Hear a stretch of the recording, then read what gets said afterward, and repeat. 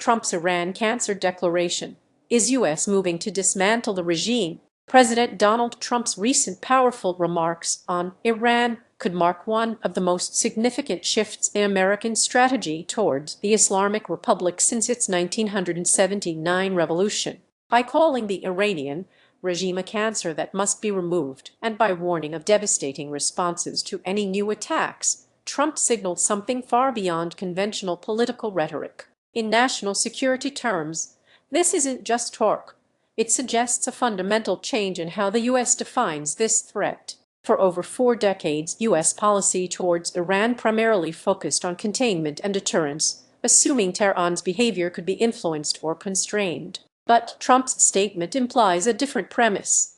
The problem isn't just Iran's actions, but the system itself. This raises the prospect of regime change as a strategic goal once again. This shift is rooted in Iran's own actions.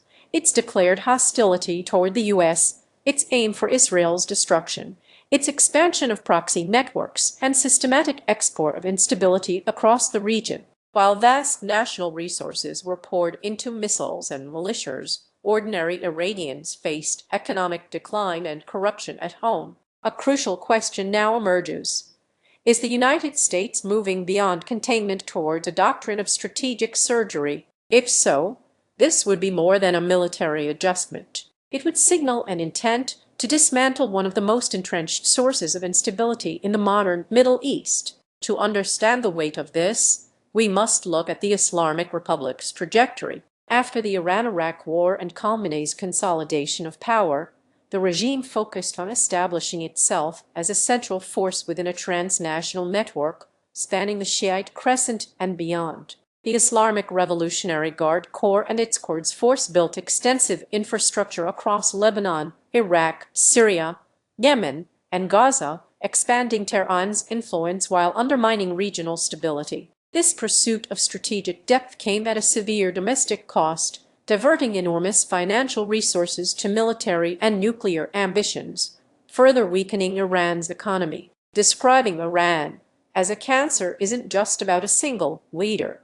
It's a judgment on an entire system that has institutionalized instability. Any meaningful surgery would need to address this full structure. What makes Trump's language particularly significant is its strategic implication. A cancer cannot be indefinitely managed. It must be removed at its source. If this becomes policy, the objective shifts from containment to dismantlement. This doesn't necessarily mean full-scale war. Strategically, it would involve a coordinated application of political intelligence, economic, cyber, and even military tools designed to degrade and ultimately dismantle the regime's capacity to generate instability. The goal wouldn't be just to punish, but to prevent its regeneration. The Islamic Republic has built a multi-layered system of resilience.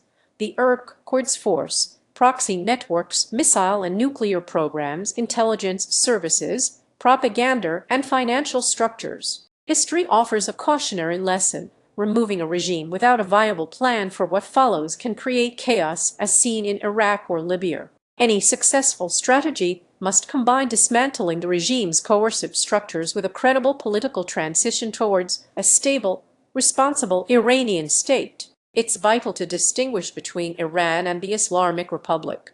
The Iranian people themselves have been the primary victims of this system. If Trump's remarks truly signal a new doctrine, its success will be measured not just by immediate outcomes, but by whether it permanently ends the regime's capacity for instability while allowing a new future for Iran. This moment could define an era, marking the Middle East's most significant geopolitical shift since the Cold War.